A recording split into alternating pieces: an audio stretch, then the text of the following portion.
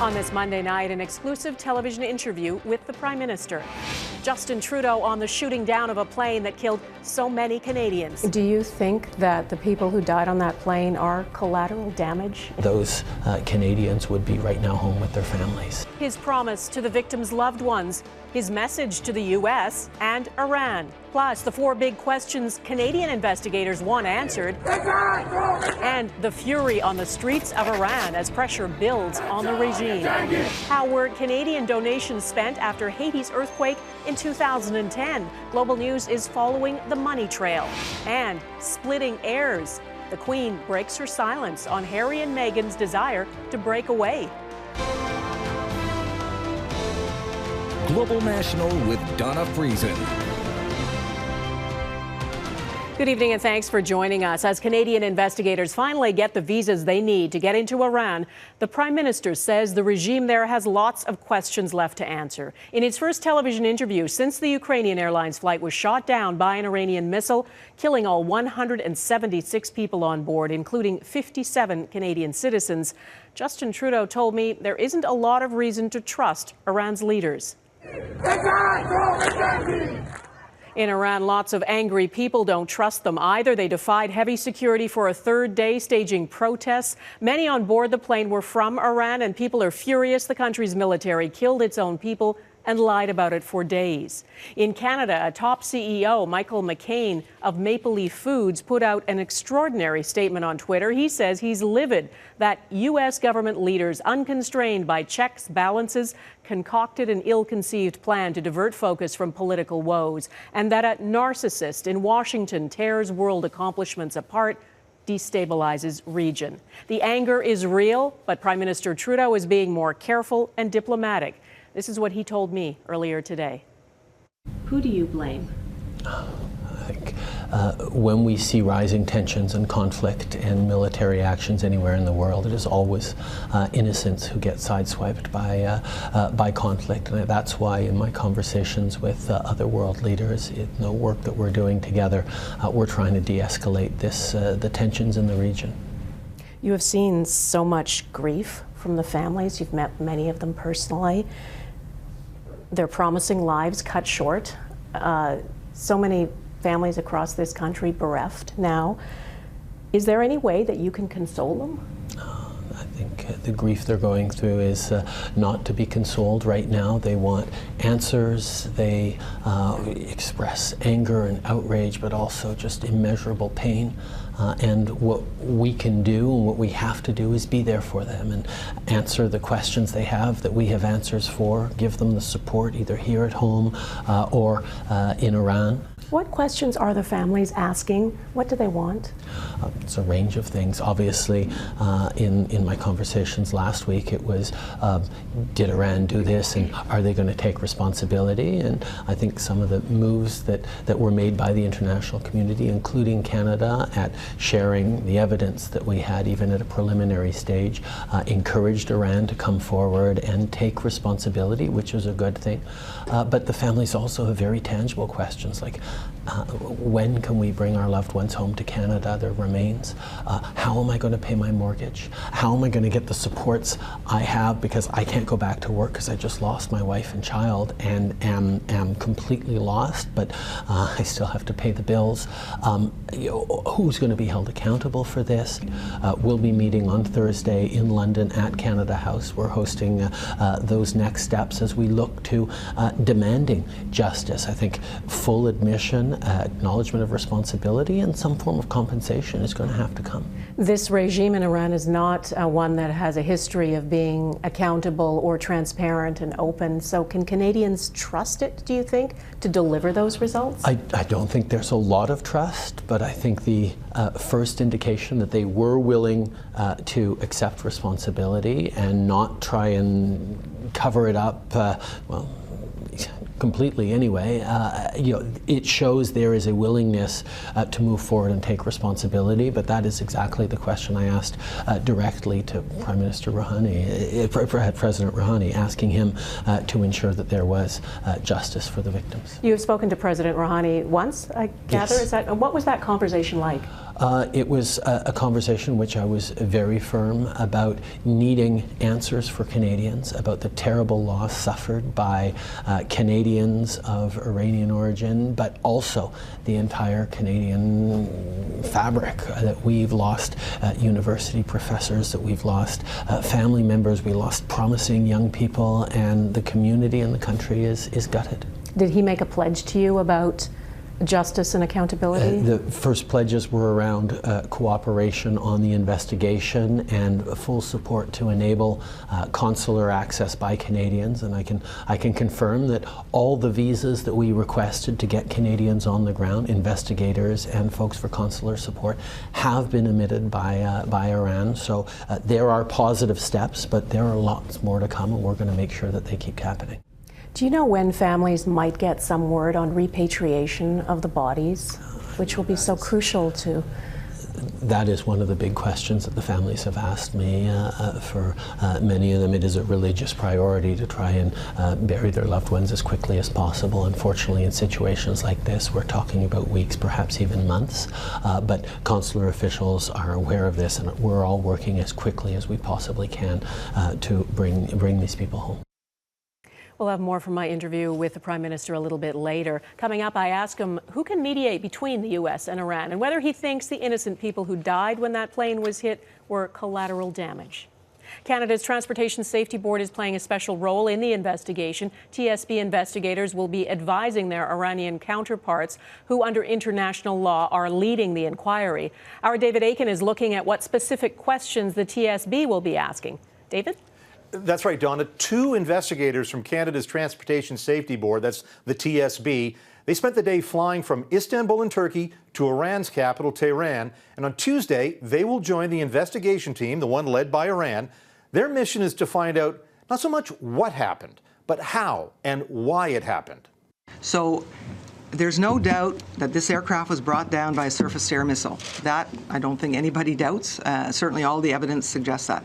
The issue about whether it was accidental or intentional, that is something that investigators would normally pursue. The TSB has 4 priorities it wants the investigation to focus on. 1, establish the sequence of events. 2, identify the military procedures that led to the firing of that missile. What were the sequence of events? What was the context that led somebody to make such a tragic mistake? 3, get Iran's Civilian Aviation Authority to explain why it did not close Iran's airspace when its military began attacking U.S. targets in Iraq that night. And 4, why were other airlines flying off the same runway both before and after Flight 752 was hit by a missile? Getting those answers will take time. This is not going to be a short investigation, regardless of who leads it. And David, we know Iran is leading it. The Prime Minister told me today he doesn't think there's a lot of reason to trust the Iranian regime. What is the TSB saying? Well, Kathy Fox, she's the TSB chair there. She said she is, quote, cautiously optimistic. Already we're seeing a willingness and an openness on the part of the Iranian AAIB to bring us closer in, to give us more access than we would normally have. That could even amount to trusting Canada with the extraction and analysis of the black box data. But there is also a recognition that Iranian investigators could produce a report that could damn the Iranian government. Clearly, some of these questions are going to be very uncomfortable for the country. Now, the TSB believes that an investigation that is focused on safety and not focused on assigning blame, that's the best way to prevent such disasters from ever happening again, Dawna. Okay, David Akin in Ottawa, thank you. Experts from Ukraine are also on the ground in Iran, but Iranian investigators are still in possession of the Boeing 737 black boxes, and they're calling the shots on where those devices will be examined. Our Europe Bureau Chief Crystal Goomansingh is in Kyiv tonight. She spoke with Ukraine's Security and Defense Secretary about the investigation. Crystal? Dawna, a number of the experts deployed to the crash site in Tehran are on their way back to Kyiv. We're told that much of the initial investigation has now wrapped up. In the meantime, a senior Iranian official will be here tomorrow. A detailed eye is needed to inspect the mangled bits of metal. For several days now, Ukrainian experts have been sorting, tagging, and processing what's left of the Boeing 737. And there are still many questions about the black boxes. I can tell you that the recorders are still in Iran. I can tell you that they are damaged, but I can't give you a complete assessment of the extent of the damage, because we haven't physically seen them, we've only seen photos. The Secretary of National Security and Defense Council for Ukraine told Global News, "We're waiting for a representative from Iran to arrive in Kyiv tomorrow. Then a decision will be made where the black boxes will be decoded." Now, Ukraine is insisting it be done in this country, but Iran gets to make the call. There is an ongoing effort to ensure cooperation between all affected countries. This week, foreign affairs ministers will gather in London to come up with the next steps. That includes compensation plans, and a united front is needed. Prime Minister Justin Trudeau says he wants justice and accountability for victims, although exactly what that means has not been identified. Ukraine has already organized an initial payment to help those affected. Oleksiy Danielov acknowledges the pain of Canadians. The Canadian side is asking us for assistance when it comes to the logistics of transporting the remains, he says. Ukraine is helping to repatriate the bodies for 17 families. The repatriation could happen relatively quickly. Ukrainian officials say the Iranians are respectful on that front.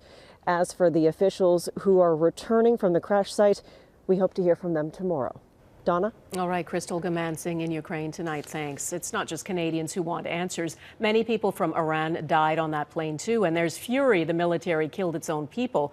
Dissent in Iran, though, standing up to the clerics and the political leaders is risky. Past demonstrations have ended in brutal crackdowns. Eric Sorensen looks at whether this time could be a turning point. The massive protests represent a remarkable turn for Tehran from bad to worse. Iran lost its top general in a U.S. airstrike, fired missiles that did little harm to the Americans, then shot down a passenger plane with Iranian and foreign civilians. And evidence of an initial cover-up has set off an unprecedented backlash. The latest, an Iranian news anchor resigned, saying online, "I apologize for lying to you on TV for 13 years. It follows another blow to Iran's controlled messaging. The country's only female Olympic medalist has defected, posting that she's been a propaganda tool, and I don't want to be part of hypocrisy, lies, injustice, and flattery. Our children were killed in the sky, she says. It's years of pent-up anger unleashed.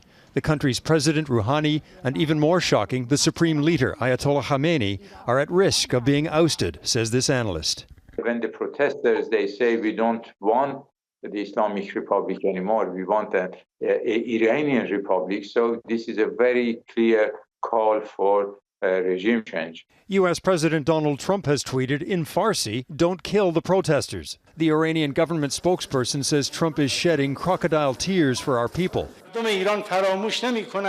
He was responsible for killing the most beloved general, Qasem Soleimani.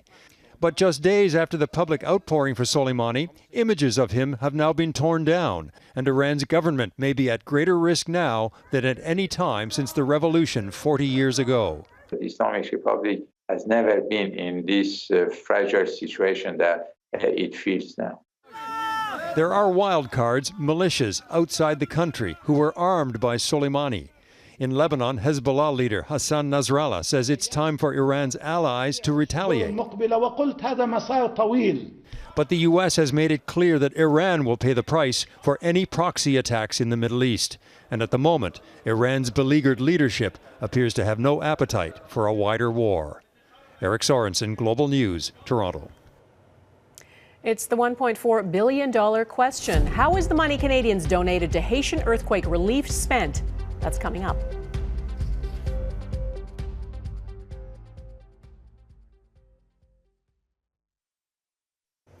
Yesterday marked 10 years since Haiti was devastated by a powerful earthquake. Thousands of people died, and Canadians made a huge contribution to help Haiti recover, donating $1.4 billion. In fact, Haiti is the largest recipient of Canadian aid in the Americas. Anthony Robart went back to find out how it's been spent. At this vocational school in the hillside of Carrefour, just outside Port-au-Prince, the love for Canada is strong. The young people are benefiting from the school, the director says, and support from Canadians. This school, which bears his name, was built in memory of RCMP Sergeant Mark Gallagher. Gallagher, who was in Haiti 10 years ago on a UN mission training police officers, was killed in the earthquake. They told us that he was a great man. The school teaches the trades, cooking, masonry, and secretarial work, among others, giving these young adults hope in a country where hope is in short supply. If you don't learn, you won't be able to have a good life in Haiti, because you have to learn, you have to fight for what you want. A group in Canada called the Friends of Mark Gallagher raised more than $1 million to help build this school, which opened in 2014. The federal government gave another $800,000. That's just part of the overall aid money Canada has given over the past 10 years. Immediately after the earthquake, Canadians opened their hearts and wallets, giving more than $440 million.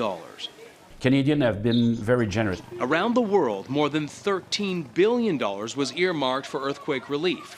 Many projects received money, including those that provided shelter, food, and health care. But much of it, some estimate nearly half, never made it to those who need it most. Mismanagement, cost overruns, even allegations of corruption plagued the aid effort. Big aid agencies, sometimes they have a problem of coordination. And this is where the bureaucracy probably need to be improved. Many lessons have emerged from this devastation.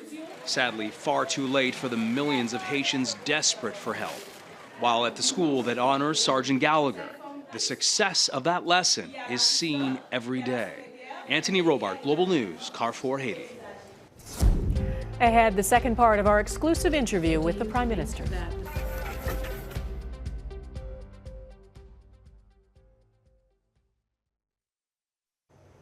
2020 has just begun, and already events have taken place that no one could have predicted. The death of so many innocent Canadians and others on board that Ukrainian Airlines flight is a big test for world leaders. What happens next between Iran and the U.S. could shape not just the next year, but the next decade. Here's more of my interview with Prime Minister Trudeau.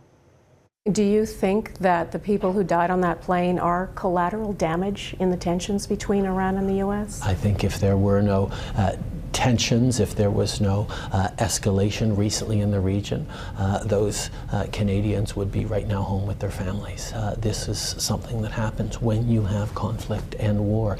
Innocents bear the brunt of it, and it is a reminder why all of us need to work so hard on de-escalation, on moving forward to reduce tensions and find a pathway that doesn't involve further conflict and killing. Did the U.S. warn Canada that it was going to target and kill General Soleimani and potentially put Canadian troops in danger through that? No, we didn't get a heads up. Does that annoy you? Is that the wrong thing to do? The U.S. makes its determinations. We attempt to work as an international community on big issues, but sometimes countries take actions without informing their allies. Would you have preferred to have a warning? Obviously. We don't have time to air the full interview, but it is available on our website, globalnews.ca/globalnational. Next, royal compromises at the so-called Sandringham summit.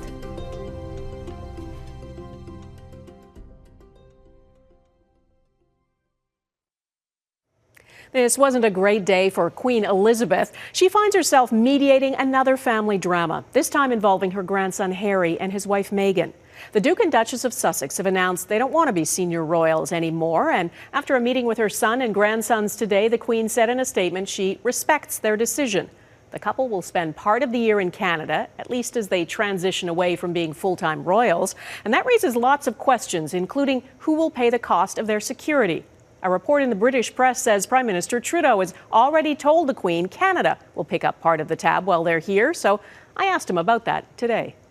I think most Canadians are very supportive of having royals be here, but how that looks and what kind of costs is involved, there's still lots of discussions. Yeah, the New York Times said, I think, that we're giddy with excitement to have the Duke and Duchess here. They also called us a frigid wasteland, so they did. Vancouver today notwithstanding, I think one has to take everything written about royals in the newspapers with a very large pinch of salt.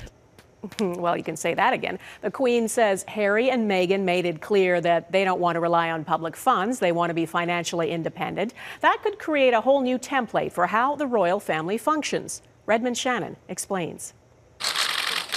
A queen negotiating with her own grandson, Prince Harry, after the Duke of Sussex threw a wrench into the workings of the royal family last week. He and the Duchess Meghan want to step back from their roles as senior royals and become financially independent. A shock, but no surprise. Harry has always been wary of a British media that hounded his mother, and Meghan has been the focus of some absurd stories from the ruthless tabloids. Would it be fair to say not really okay, since it's really been a struggle? Yes. Even on Monday, the Duke and his brother refuted a news story alleging William had bullied Harry out of the family. This meeting may do more than just shape Harry and Meghan's future. It could carve out a template for how this institution operates for years to come. Princes William and Charles were involved in the summit too, and afterwards the Queen issued a statement saying, "We respect and understand their wish to live a more independent life as a family while remaining a valued part of my family. It has therefore been agreed that there will be a period of transition in which the Sussexes will spend time in Canada and the UK." But the Queen said more details have yet to be finalised. Certainly British taxpayers will probably not want to foot the bill for security if they think they're going to be spending months and months either in America or Canada. The RCMP is generally on the hook when royals are in Canada.